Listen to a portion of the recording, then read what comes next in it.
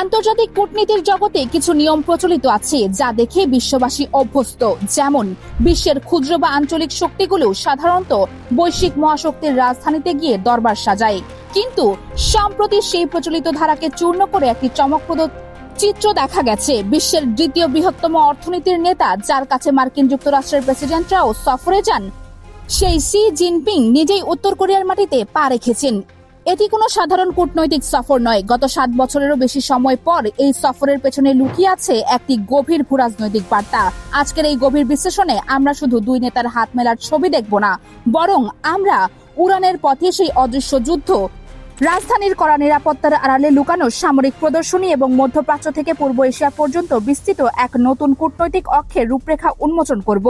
Xi Jinping যখন Beijing থেকে পিয়ংইয়ং এর উদ্দেশ্যে রওনা দেন, তখন আকাশে যা পরিস্থিতি তৈরি হয়েছিল তা আধুনিক যুদ্ধবিদ্যার এক চরম প্রদর্শনী ছিল। তিনি তার বিশেষ বোয়িং 747 এয়ার চায়না ওয়ান এর একটি অত্যন্ত গোপনীয় মডেল ব্যবহার করেন। এই বিমানটি কেবল একটি লাক্সারি ভিভিআইপি ক্যারিয়ার নয়, প্রতিরক্ষা বিশ্লেষকদের মতে এটি মূলত আকাশে ভাসমান একটি ঘুরন্ত কমান্ড সেন্টার।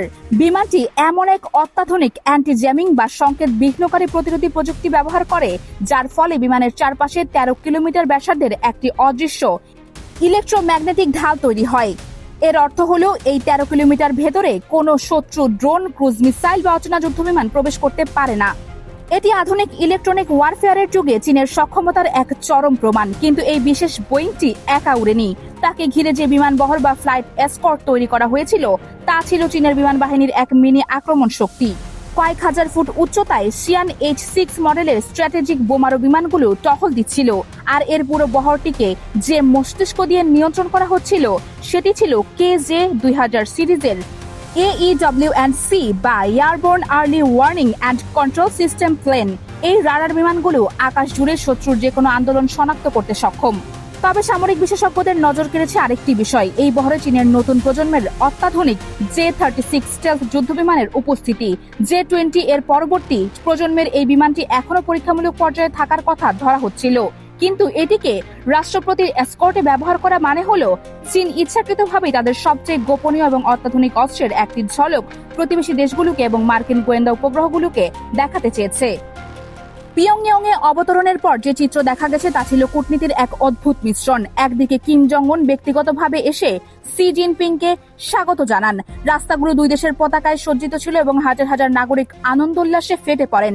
এটি ছিল ক্লাসিক সফট পাওয়ার বা কোমল শক্তির প্রদর্শনী। কিন্তু এই আনুষ্ঠানিকতার আড়ালে একটি ভয়ঙ্কর হার্ড পাওয়ার বা কঠিন সামরিক শক্তির প্রদর্শনী চলছিল। আন্তর্জাতিক পর্যবেক্ষকদের নজরে পড়েছে যে শি জিনপিং এর কনভয় পথের পাশে উত্তর কোরিয়া প্রায় 1 ডজন অত্যাধুনিক ব্যালিস্টিক মিসাইলের ট্রান্সপোর্টার বের করে মহড়া চালিয়েছিল। একজন অতিথির রাষ্ট্রপতি আসার ফলে রাস্তার পাশে মিসাইল সাজিয়ে রাখা, এটি কূটনীতির ভাষায় অত্যন্ত বিরল ঘটনা। এর পেছনে দুটি সম্ভাব্য কারণ থাকতে পারে। প্রথমত, কিম জং উন তার ঘনিষ্ঠতম মিত্রকে বোঝাতে চেয়েছেন যে উত্তর কোরিয়ার ক্ষেপণাস্ত্র প্রতিরক্ষা ব্যবস্থা এতটাই শক্তিশালী যে তারা কোনো বহিরাগত হুমকি মোকাবেলা করতে সক্ষম। আর দ্বিতীয়ত এবং সবচেয়ে গুরুত্বপূর্ণ ব্যাপার হলো, এটি ছিল যুক্তরাষ্ট্র এবং দক্ষিণ কোরিয়ার উদ্দেশ্যে একটি সরাসরি মনস্তাত্ত্বিক বার্তা।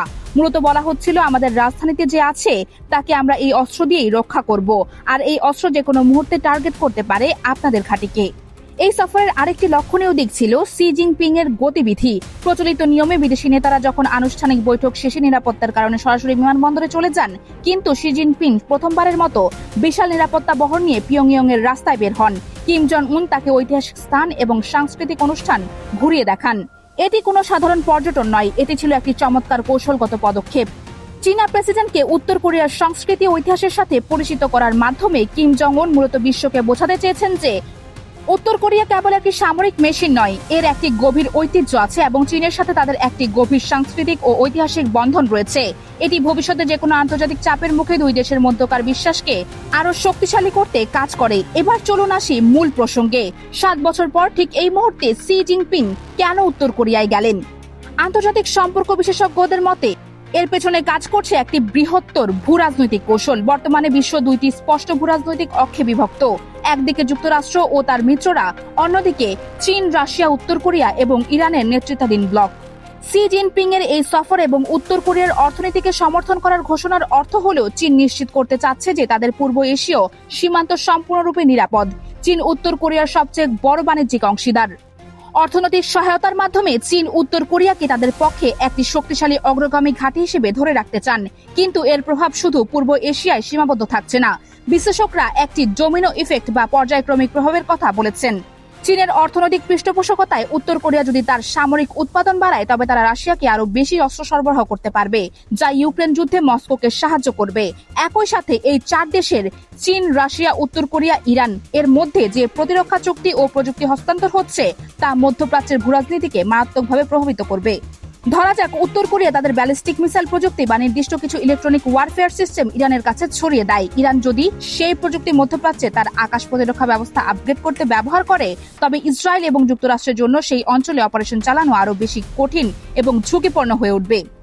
শি জিনপিং এর এই সফর মূলত বিশ্ববাসীকে একটি স্পষ্ট বার্তা দিয়েছে। অক্ষমতার অভিযোগ থেকে বেরিয়ে এসে চীন এখন সরাসরি ময়দানে নেমে তার মিত্রদের সংহত করছে।